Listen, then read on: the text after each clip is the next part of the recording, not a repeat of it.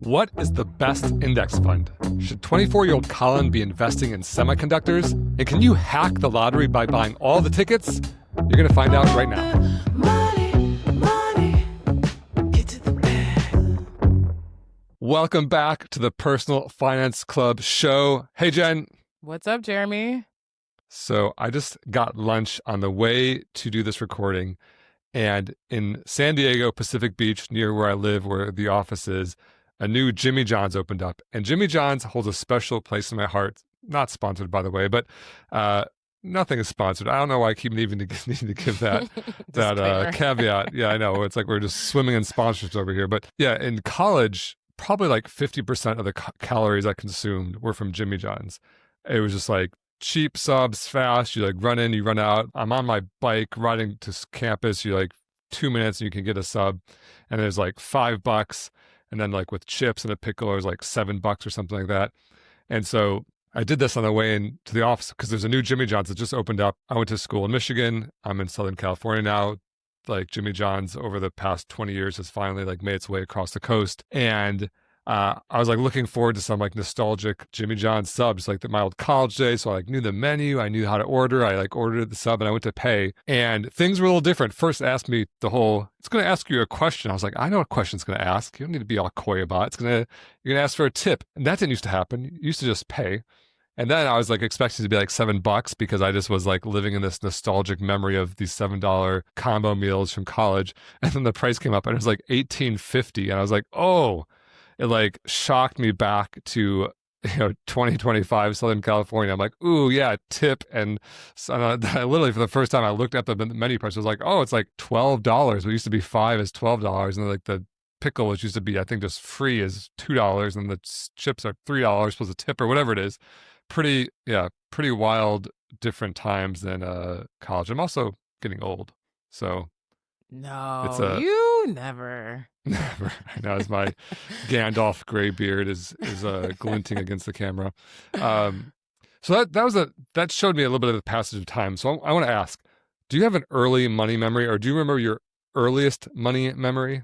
For sure. I'd say my first money memory was my brother had a paper route when I was born in Massachusetts. I was there till I was 8, and we lived in apartments, and my brother had a paper route where he got like, I'm sure it was less than $1 to like probably give papers to 2 floors. And I think he gave me like at least 15 cents of that dollar. Really? So You're like his agent? I don't know if that's like indicative of my personality. I mean, I have a great older brother, and he's always sharing with me. So it was one of those situations where like he got a Teenage Mutant Ninja Turtles bike. I had to get one. Like I had to get gifts on his birthday. So my first money memory is my brother sharing his salary with me. And I gave papers to like 2 doors. So I don't think the math works out. But that's nice. He was very sweet. So that's probably my earliest money memory. Did you find that to be a lot of money? Like what was your like feeling about it at the time? I mean, I was probably 7, so I don't have a lot of feelings about it, but I think I just wanted to be included. Really, just like it was less about the money and more about the inclusion of it all. And if he's making money, I'm making money. You know what I mean? Like I don't remember this, but my mom said when he went to school, he was learning to read, and he would bring books home, and I'd be like, he's not going to learn how to read without me. So it was more like the inclusion of it. So I would start to read before I went to school. So I don't know if I had feelings specifically about money, but I was happy to be included. Sounds like you're his agent. You get 15% for not doing much work. I think I was more of a bully than an agent, but yeah. Yeah, maybe just organized crime. It'd be a terrible thing if something happened to your paper route. It was mafia vibes for sure. Give Jen 15 cents. I distinctly remember being like young, probably 5, 6, like an age where my parents put me to bed and I didn't want to go to bed. And I would sometimes like sneak out of my bedroom because I wasn't tired. And we had stairs in our house, and I'd be at the top of the stairs, like listening down to the kitchen below. And I remember my parents would always talk about 401ks. They're like, oh, the 401k this, the 401k that, which at the time sounded like Chinese to me. I was like, what the heck is this thing? And my memory of the time, my feeling was, if I ever talk about 401ks, then that means I'm super old. Because like, what an old person thing to talk about. What a boring old person thing to talk about. I don't know. I don't understand it. I don't know what it is. And honestly, I feel like a lot of adults probably still feel that way. But now, fast forward to me being an old person, and I literally talk about 401ks like every single day of my life. So I don't know. Maybe that was like I willed it into existence or jinxed it into existence or something because now I talk about this boring topic, money, but we try to make it fun on the Personal That's Finance Club funny. show. Your first money memory being 401ks and mine being like pennies. That's wild. I think yours is probably more typical.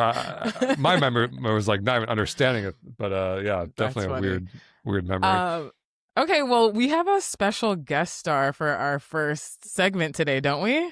Yes. What is our first segment? It is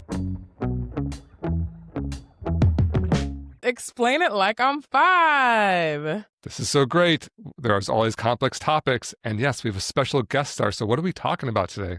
Okay, so let's go all the way back to the basics and building blocks of Personal Finance Club to a question I have a feeling you get quite a lot. What is the best indexed fund? What is the best index fund? And can you explain the answer like I'm 5 or maybe even like I'm 4? So that adorable voice you just heard was my son, Mateo, who is 4. I made him repeat after me to get him to say it because he does not know what an index fund is. But I have heard some feedback that the Explain Like I'm 5 section is still too complicated. So I'm going to try to really keep it simple. And so to understand what an index fund is, you have to understand what a stock is. A stock is buying a piece of a company. And so imagine if you go and buy a bottle of Coke. There's a Coke company that, produces it, ships it, bottles it, markets it. They make Coke.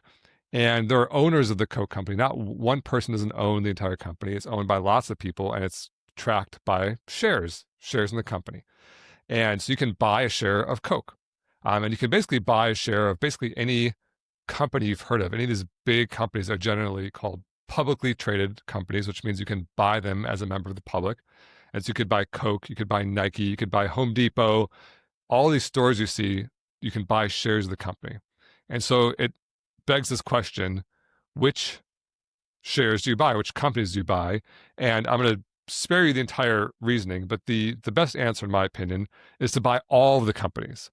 Instead of picking and choosing and guessing the companies, you buy all of them in what's called an index fund. An index fund is basically like a big basket. So if you were going to go to the grocery store and imagine that every item on the shelf, instead of being the item, it's a share of the company that makes that item. So instead of buying Coke, you could buy a share of Coke. Instead of buying Campbell's soup, you buy a share of Campbell's soup, etc. You can put everything in the entire grocery store into your one basket. That's an index fund. It's buying all of the companies that make all the products and services of the world. When you buy an index fund, you're basically guaranteeing yourself your fair share of all the market growth, of the growth of all these companies. And so the question that, when I give that short pitch about what is an index fund, I often get a question like Mateo asks, which is, okay, so what's the best index fund? And the way I like to picture it is like, let's say you go back to the grocery store and you buy your Coke, you buy your Campbell's soup, you buy Kraft mac and cheese. That question's kind of like saying, what's the best grocery store from which to buy these items? And the answer is, it doesn't really matter. Everyone's going to have Coke. Everyone's going to have Campbell's. Everyone's going to have Kraft's. And so it doesn't matter which brand, if whether you go to a Safeway or a Kroger or an Albertsons or a Vaughn's. I don't know if these grocery stores make sense to you because depending on where you live in the country, they all have different names, but they're all kind of owned by the same people, I think. I didn't know you would know Kroger. That's East Coast. Kroger is Michigan. That was my OG Michigan grocery store. Yeah, Kroger's Ralph's out here. I see sometimes the labels. Anyway, go ahead. And a little fun fact: you can take your Kroger card and you can use it at like Safeway, at Ralph's. I think even at Vaughn's. It's like the same company has just rebranded all these different grocery stores. Don't quote me on the exact, but or you can type in. I just type in a phone number and you can type in Jenny's phone number, 8675309. And then like, are whoever you calling me Jenny now? Hold up. Okay, got you. Jenny. Oh, I got Tommy you, Two-Tone Jenny. Yeah. So yeah, that's a music reference, Jen. That's my first and last music reference on the show. How do you? A one-hit wonder from 1984. That's how current I am.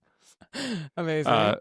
So anyway, to answer the question, what's the best index fund? The answer is it doesn't matter. If you go to any of these different grocery stores, you're gonna get all the same groceries.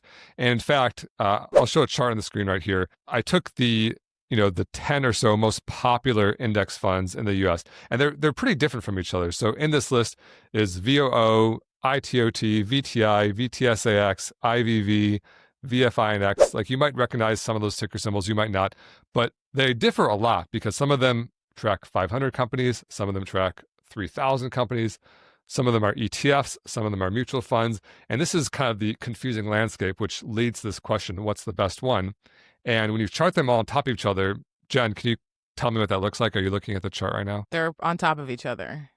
It looks like a single line. Yeah, they're all on top of each other. If you like squint, you can kind of see some differences like over, the course of 10 years, which might just have to do with like the fees that they charge, or maybe if they're, slightly bigger or smaller companies, but because they track a bigger or smaller index. But basically, any index fund that's tracking the US stock market is going to perform about the same.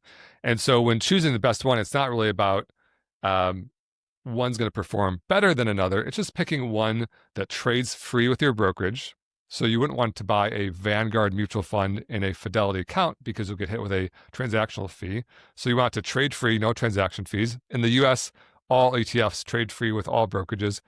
A little bit confusing. We'll jump into ETFs versus mutual funds on another episode. But yeah, make sure it trades free with your brokerage, and just make sure it's a broad market, low fee index fund. You can look up the expense ratio associated with it, and it should be around 0.2% or lower. Anything below 0.2%, I would say, is in the good range. And a lot of these are like 0.03%. It doesn't really matter when you're that low. If it's 0.03 or 0.05, that's not going to make much of a difference in your life. And that's it. So no best index fund, just buy one that is the broad market and stick with it for the long term. So I don't know. It's really hard to explain these like I'm 5. Well, my maybe question Mateo's to you voice is, inspired us. how much of that do you think Mateo would understand? None. But he's None. 4. He's 4. In your defense, he's 4. Okay. We'll keep count trying. He can count to, at least to 20, and then from there on, it kind of gets a little bit chaotic, but there's a lot of right numbers in there. But yeah, you kind of got to have counting down before you can get to index funds, I think. Yeah, you're right. Okay, well, I'm proud of you for trying. We'll keep simplifying as much as we can, or you will, honestly. He might have understood the grocery store thing, that, putting in groceries in baskets. That's kind of like good for a 5-year-old. Buy all the groceries. Okay, we'll ask him what he thinks. Okay, let's get into our next segment. Money. Can I ask a dumb one? Is it a dumb question, or are you asking a dumb person? We're about to find out. Okay, now, before we even get into this, actually, what I need to say is that y'all's questions are too long. We're so happy that you're in the inbox, but y'all's questions are too long. So we're editing. We're so grateful that you're popping in there, but we are editing them down. Not everything's included, but try and keep it to something that you'd want to hear on a podcast. And thank you, Collin, for your questions. So Collin asks, my name is Collin and I'm 24. I started investing last December and want to be set up for long-term investing, but got way more interested in it than I thought I would. So I always enjoy trying to buy low on big companies for fast growth. Right now, my plan is to keep around 65% in FZROX and pair it with other funds for short term like FSELX for semiconductors and FSENX for energy. I would also like a core of a few big companies such as Amazon, Apple, Tesla, and Disney currently. And then I have another handful of positions with less invested like Starbucks, Lulu, and Celsius. I keep having the same issue where I want to redistribute my money into either other companies when their price falls or more into my funds and feel like I have too many positions, 15 total. What do you think of my choice of funds? Are there any funds you'd recommend for holding long-term? And how can I balance the long-term growth with some of the fun money since I'm young and can afford it at this time without having too many positions? So that was us editing the question. That was about half the length of the original question. And even as you're reading, I was like, oh, we should have cut it more. But here we are. All right, Collin, this is my pep talk to 24-year-olds. And, broad strokes, by the way, you're doing great. You're very young. You're buying very wise things, index funds and stocks. You plan to invest for the long term. Grade on the A to F scale, I'd give you maybe a B plus or A minus right now. You're doing very well. And that's the most important message here. The second most important message is the fine-tuning message. And to describe kind of your strategy, I like to think of all of the stocks like a big pie chart. So remember in the previous segment, we talked about the groceries. Imagine every single brand in a big pie chart. And so right now, one of the biggest companies on earth is Apple, Nvidia's up there, Microsoft. Those are like the biggest pie slices. And then as you get smaller and smaller, the pie slices get smaller and smaller. You can buy the entire pie. And first, let's talk just about US stocks because that's often how these funds are organized. But the US stock market has this pie chart, right? It has the entire pie. When you buy FZROX, that is the entire pie. Everything else you've listed is just slicing the pie in different ways. Like you could take a slice from the middle, a slice across you could take individual pieces, like an individual slice is like the companies. You could just make big cuts down the middle, up and down, circles, squares. And so you've bought the entire pie. And then in my kind of a little bit dismissive opinion, you're arbitrarily just cutting through the pie and buying more of the same pie in different amounts and different quantities. And so by your entire strategy, you're not becoming more diversified. You're just overweighting certain stocks or certain sectors. So certain stocks like Starbucks, Lulu, and Celsius, or certain sectors like semiconductors and energy. But all of those slices are pieces of the pie you already own. And this is just some dude yapping gums on a podcast, but you can look at study after study after study after study that shows experts who pick and choose different ways to cut the pie over time consistently lose to the entire pie. It's cool what you're doing. You're 24, you're learning about this stuff. It's interesting. You want to buy low, fast growth. That's exciting. But the very humble, wise, experienced, tough pill to swallow is that your strategy is very, very unlikely to beat FZROX in the long term. You'll have some that beat it. I promise you that. If you buy 15 different positions, some will be above, some will be below. But net of a very careful accounting of all your gains and losses and all the fees associated with trading, bid-ask spreads, cash drag, all this stuff that can actually slow your growth down, your one index fund will outperform. And so that said, what do? What I like to do is with 90% of my portfolio, I would buy a single index fund. With 10%, go nuts. And in that 10%, I can't tell you what to do. I don't know if Disney or Apple or Tesla or Amazon are going to do better than semiconductors or energy.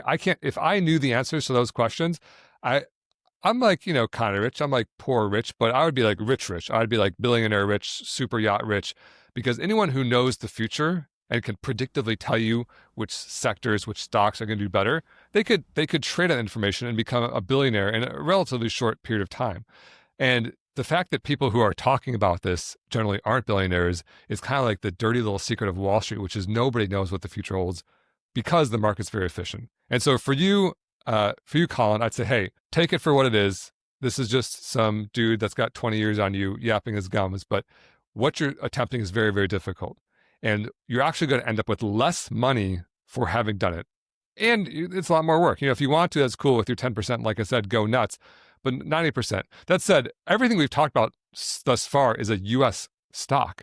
I assume you live in the U.S. because you're only buying U.S. stocks. But as you may know, there are other countries on planet Earth, such as China, France, Germany, Italy, Japan, Australia, Brazil, just to name a few. But these countries have companies too, and often they're really great companies. And your portfolio is like the perfect encapsulation of a 24-year-old's portfolio who only has a certain living memory of the stock market. And your living memory of the stock market, maybe it came online when you're 14 or something, and it's been 10 years, has exclusively existed during U.S. outperformance. And so I would accuse you, Collin, of what's called chasing past performance. By buying semiconductors, Amazon, Apple, Tesla, Disney, you are buying what did well the last 10 years. But what did well the last 10 years is very different from what's going to do well the next 10 years. And almost always, those two things are not the same. If you look at like the winners of any decade, they're rarely the same 2 decades in a row. And so when you chase past performance, you go over buy, you buy more slices of the pie that have done well the last 10 years. You're just asking to underperform the next 10 years. What you should really be doing is buying stocks no one's talking about, that no one's heard of, that didn't do well recently, that are about to do well, but no one knows what those are. And it's not as fun as just buying NVIDIA because it has crushed the last 10 years, right? And that also performs to the global markets. So with the US market, it has outperformed non-US stocks over the last 10 years. But if you go back longer, 50, 60, 70 years, it's more like a pendulum. A decade, the US outperforms, a decade, the rest of the world outperforms. And as weighted by the size of the economies or the size of the market cap of the value of the stocks, it's about 50-50. About half is in the US or half is in North America and half is the rest of the world. And so when you are not buying that half of the pie and your entire slices is in like one half of the global pie, you're missing out on what might be the best performing stocks of the next 10 years. And so, yeah, my general advice is keep it simpler. I agree 15 is too many, but for your 90% of your portfolio, go buy, probably 2 index funds. FZROX is fine, but you could also buy the international like VXUS, which is a non-US ETF, which trades free in all brokerages. And then with your 10%, go nuts. And I can't tell you to do there because I don't know. Love it. What I love is that Mateo and Collin had the same question, and Collin's got 20 years on Mateo. So, and Mateo was unprompted. He just asked that at breakfast this morning, right? Yeah. He said, "Where's baby Teddy and what's the best index fund?" These are the 2 pressing issues in my life right now. That's what's on his mind. Yes. Amazing. All right, cool. Let's move on to our next segment. Scroll Patrol. Scroll Patrol. All right, this is a kind of fun one. Why don't you go ahead and click on that and let me know what you think. So as always, I've never seen these before, this exact moment. This is like an actual legitimate reaction and commentary I make on it. So it's always a little bit terrifying because I don't know what I'm going to see. And so let's see it. So me and my friend Moochie got some money and went around to a few different stores because we heard about this thing called the stonk market. The plan is to purchase $251 scratcher tickets to see if we can become rich and successful.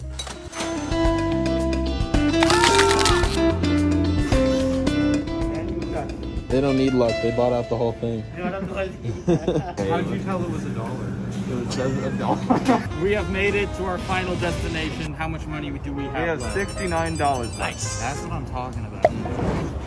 How many $1 scratchers can you buy with $69? 69. The mission has been complete. We got all the scratchers and we're gonna take them back to the house. So let's do it. Let's get to scratching.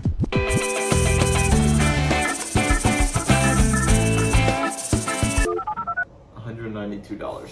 Damn. We made a bad investment today. We made a bad investment. You know, you win some, you lose some. Whew. Okay. First of all, love those 2 guys. Very fun, high energy content Do you know creation. them? No, never seen them before. I already love them. Don't know who they are. I'm just saying. I love the them. editing. Love it for them. Yeah, and as a internet video, it's very good. Mm-hmm. It's very interesting, and I think it actually paints a very good mathematical lesson. And so basically, what they're saying is, hey, we're going to take our $250, go buy 250 lottery tickets, and then come on, we gotta hit one, right? And they end up with what was it, $190 or $160 or something. 192 or something like that. 192. Okay. Yeah. And so people good at math don't buy the lotto. Don't play the lotto because, or at least don't expect to win the lotto. If you want to play for entertainment purposes, because it's kind of fun to dream for a moment while you're scratching off your ticket, go for it. Although the dollar scratchers, I don't think there's like a $1 billion jackpot. I think you could probably win 50 or $100 or something, the biggest jackpot. But yeah, the lottery is a money-making endeavor for the state or local governments that run it. And the way that they make money is for every dollar that they take in, they only pay out less than $1. It might be like 40 cents, 50 cents, 75 cents. And they do that because they print all the tickets. So if they print, a million tickets that they're going to sell for $1 million, the sum total of winnings on all those tickets is less than $1 million, maybe 750,000. And then they make $250,000 in profit. And it's like this poor man's game that if you buy individual tickets, you're going to win because over time you're not. And in fact, what they did is almost the worst thing you can do, which is they bought so many tickets they're kind of guaranteeing themselves the average return, right? And there have been a few very rare exceptions in history. I think they've made like a Netflix movie about someone that found out that like one state lottery kind of did the math wrong, and there's certain times where the odds favored the buyers, and so they'd go and buy, tens of thousands of dollars of tickets every time that the lottery entered the state. There are also times where there's like the Mega Millions jackpots where it actually becomes kind of mathematically correct to buy tickets, where your expected value for buying a ticket, expected value is basically if you put $1 in, how many cents you expect to get back. And usually it's well under $1, but sometimes it's over $1. But even that, for those huge jackpots, if you split the jackpot, then it goes back below. And so there's really no guarantee. But yeah, I'd say for content creation, I'd give them an A. For, and this is my new thing, for Scroll Patrol, I'm going to give a letter grade A through F based on how Breaking news. Yeah. How good of an idea is this? Like A+ is like 100% PFC endorse. This is a great way to build wealth. And an F is like, don't do this. And, I would give this probably, I think I have to give it an F. I was going to maybe say it's a D- because it's fun. And that's true. I think it could be fun, but fun isn't how you build wealth. If you want to have fun, you can go to the movies. And I would say going to the movies also as an F for building wealth. It might be an A for how you want to spend your money, and that's true for lottery too. But this is not a good way to build wealth. Don't play lotto, and it's really sad because the lotto. If you look at lotto players, it's not even middle class or upper middle class or wealthy people playing the lotto. It's basically poor people. It's broke people who are struggling to make rent, and they think this is their ticket out of there. And if you add up all the money they spent on lotto over the years, and if they had put it in an index fund, they could be, wealthy, like 100,000, million, whatever it is. But instead, they're just living in this like cycle of continued poverty. So yeah, I give it an F, but I think it's a cute video. Okay. Have you ever bought a lottery ticket? Yes. I think my lifetime spending on lotto is maybe under $50, probably under 30 if I'm trying to be more accurate. But every once in a while, when there's like $1 billion jackpot, I'll go buy like $1, $2 ticket and bring it home. And there used to be this website. I don't know if it still exists, but you could like basically fill out your ticket, or choose your Mega Millions numbers or have it be random or whatever, and then as fast it was JavaScript, so it was like running on your computer, but as fast as your computer could run the lotto, it would start doing simulations as though you were buying this ticket every single week. And you'd just like be zooming through time, like hundreds and thousands and tens of and millions of years would pass by, and it would show you your like cumulative winnings. And you could just let that thing run overnight as fast as your computer could possibly choose numbers, and you still wouldn't win. It's like, it's crazy, and so just having one ticket one time or even 1,000 tickets one time, the math is so mind-bogglingly bad. It's really, really hard to comprehend how unlikely you are to win. And humans are just really bad at conceptualizing big numbers. And so we are really good at stories and relative things. And so we see one person win and they have relatively a lot more money than me. And you think someone's got to win. And so, the chance is non-zero, and non-zero starts to sound like 1 or 1% or something like that. But I'm like, no, it's not 1%. It's 0.00000, whatever percent. And you can just, as fast as your computer can run simulations, you'll still never find the right number. That's how bad it is. So maybe we need to go back to giving it a D- because it shows how bad of an idea it is to buy a lottery ticket with feelings and emotions. But F is worse than D-. I think it's an F. Don't buy a lot. Do it for fun if you want to. But like the video, the content itself is like doing a good job of showing us what we shouldn't do. Okay, I guess that's true. Although I guess it depends on how you look at it. That's true. Yeah, I guess I'd say their idea to build wealth, F. But I'd say I'd say the video, I'd give it an A. Maybe a B for education, but not bad. Okay, cool. All right, let's move on to our last segment of the episode. Jeremy had time today. Today's comment was posted on your recent Instagram post about term life insurance versus whole life insurance. And one commenter said, "This chart doesn't account for withdrawals in retirement or any market volatility, apparently." Crying, laughing emoji. Let's let's say that's the case, though. Now, in life insurance defense, if this is truly the case, you would have a massive taxable event at the time of death and donate half your money to the government for fun. Life insurance pays out tax-free to your beneficiaries. That's why you buy a permanent life insurance policy, LOL. Faulty reasoning. Oh, this commenter, he's laughing. He's laughing. He says LOL, and he's got a laughing emoji. Good for him. So just for some context, this comment was on a post comparing term life versus whole life. And term life insurance is life insurance that expires after, say, 20-year term, 30-year term, something like that. And whole life insurance is something that doesn't expire, where the death benefit pays out no matter when you die, even in old age, assuming you don't miss a payment and the policy doesn't lapse. And, we've talked about it before. We'll talk about it again. The complexities of life insurance are potentially infinite. But one critique that insurance salesmen throw out there is they say, hey, 98% of term insurance never pays out. Why would you throw your money away on that? Why don't you buy whole life insurance? And the answer is because whole life insurance is so much more expensive that if you buy the cheaper thing and invest the difference, you buy term, invest the difference, you'll be strictly better off no matter when you die. If you die during the term, you get the whole payout plus all of your investments. And then by the term ends, your investments have grown so much that your payout will be more than the death benefit of the whole life insurance. Or when I say your payout, but your wealth accumulated. And this commenter who I forget if I looked him up, but I can virtually guarantee, I would literally put money on it, that he's an insurance salesman, because this is what insurance salesmen do. They basically post this like scare tactic misinformation to back up their worldview that people should all be buying life insurance as an investment. But he makes a few points, and I'm going to break them down. Right now he says, this doesn't account for withdrawals and retirement. I'm like, okay, first of all, that's nonsense, because neither of them account for withdrawals and retirement.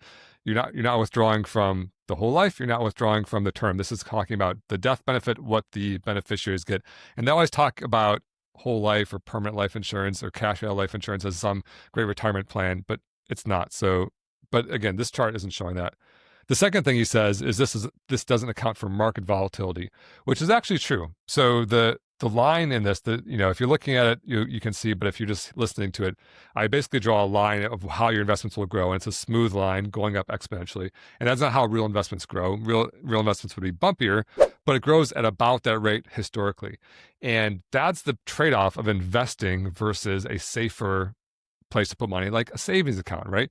And so if you had a savings account, there would be no bumpiness. But with investing, you get a higher projected return, 10% in this example, but you accept some volatility. At the end of the day, if you die at 70, where this chart ends, which is young, it could have gone longer, but if you die later, the numbers get even crazier. But let's say you die at 70, with the investing option, you end up with about $2.4 million, whereas the whole life policy is only $500,000. And so you end up with about 5 times more money investing the money rather than just depending on the insurance company to pay out. And so even accounting for volatility, there's never been a period of 40 years where you're down 80%. That doesn't exist. And so even the volatility, that doesn't make sense for him. Those were his 2 best points. Then the points get really bad. So he said, if this is truly the case, you would have a massive taxable event at the time of your death and donate half of your money to the government for fun.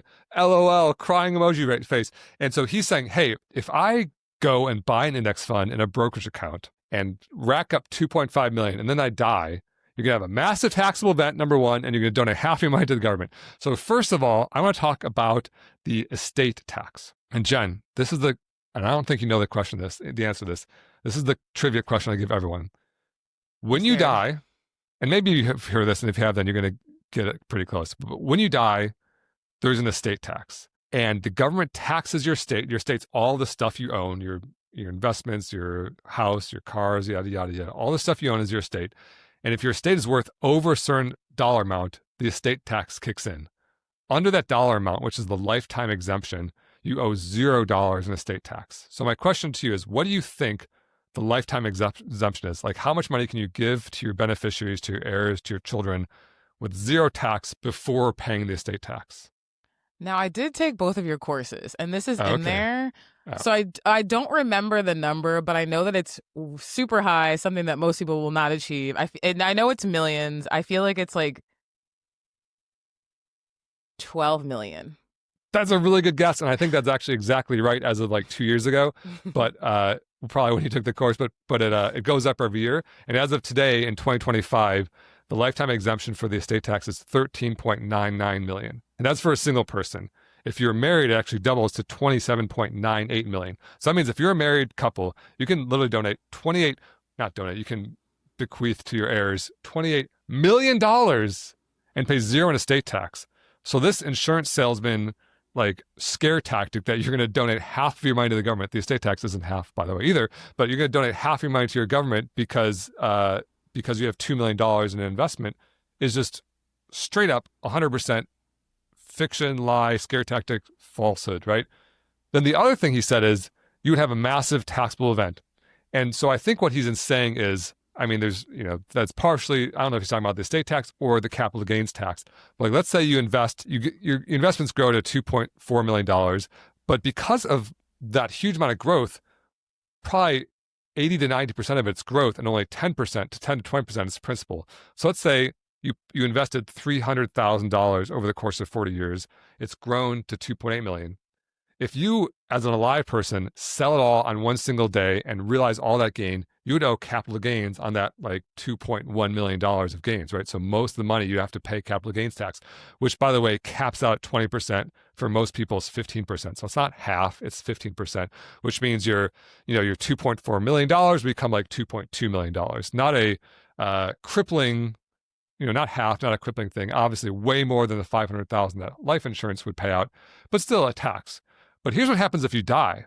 If you die, your beneficiaries enjoy a step up in basis. What that means is if you have invested $300,000 and it grows to $2.4 million, when your beneficiaries, when your children, when your heirs get that investment, their basis, what they paid, goes from $300,000 to $2.4 million, which means the day after you die, they could go to Fidelity, click sell $2.4 million of your ETF in a taxable brokerage account and pay zero in tax.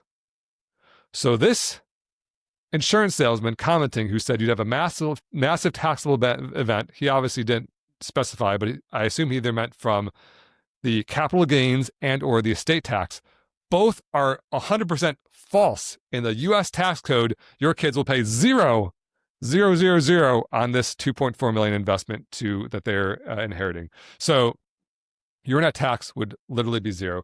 And so this comment kind of encapsulates why the insurance salesmen make my blood boil, because they go and use these crazy sales tactics using the complexity of the U.S. tax system, weaponizing it against young people who are making, investment choices, selling their products as investments, which is illegal and they shouldn't do, instead pushing their whole life insurance.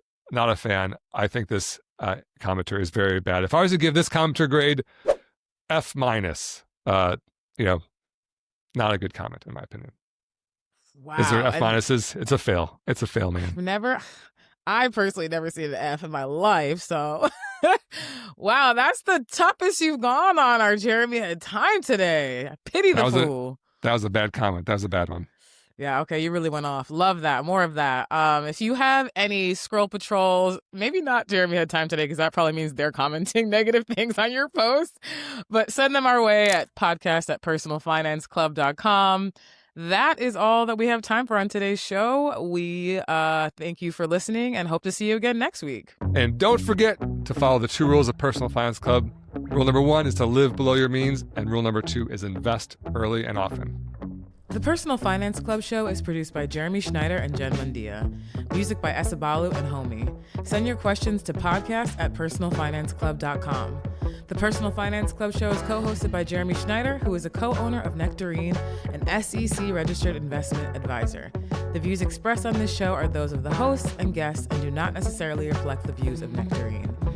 Please refer to hellonectarine.com for all relevant disclosures. This podcast is for informational and educational purposes only and should not be construed as personalized investment advice or a solicitation to buy or sell any security. Listeners should consult their own financial, legal, or tax professionals for advice specific to their situation.